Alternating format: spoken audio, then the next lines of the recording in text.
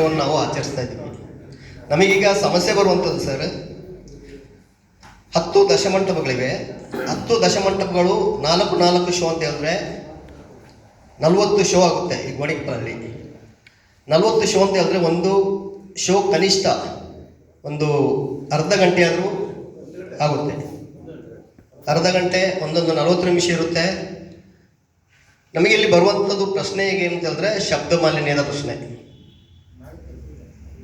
Sir. ಒಂದು ಮಂಟಪದಲ್ಲಿ ಒಂದು ಕಥಾ ಸಾರಾಂಶವನ್ನು ನಾವು ನಮಗೆ ದೇಣಿಗೆ ಕೊಟ್ಟಂತಹ ಸಾರ್ವಜನಿಕರಿಗೆ, ಈ ಗೋಣಿಕೊಪ್ಪಲು ಸುತ್ತಮುತ್ತಲಿನಿಂದ ಬಂದಂತಹ ಎಲ್ಲ ಜನರಿಗೂ ನಮ್ಮ ಒಂದು ಸಮಿತಿಯ ಒಂದು ಏನು ಮಾಡಿದ್ದೀವಿ ಅಂತ ಹೇಳುವಂಥ ತೋರಿಸ್ಬೇಕಾದ್ರೆ ಒಂದು ಶಬ್ದ ಬರುತ್ತೆ ಸರ್.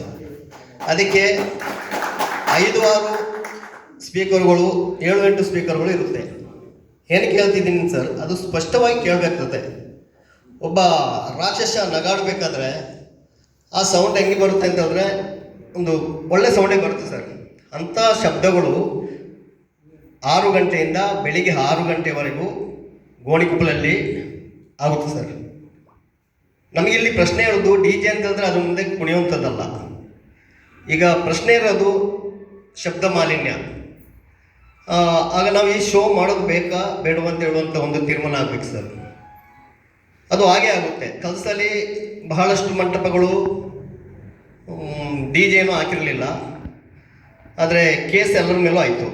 ಅದೇನೋ ನಮ್ಮ ಇಲಾಖೆಯವರು ನಮ್ಮ ಮೇಲೇನೋ ಕರುಣೆ ತೋರಿಸಿ ಅದೊಂದು ರೀತಿಯಲ್ಲಿ ಒಂದು ಬೀಸುವ ದೊಣ್ಣೆಯಿಂದ ಎಲ್ಲರೂ ತಪ್ಪಿಸ್ಕೊಂಡು, ನಮಗೂ ಡಿ ಜೆ ಮಾಡಿ ಕುಣಿಬೇಕು ಹಾಗೆ ಮಾಡಬೇಕು ಅಂತ ಏನು ಉದ್ದೇಶ ಇಲ್ಲ ಸರ್.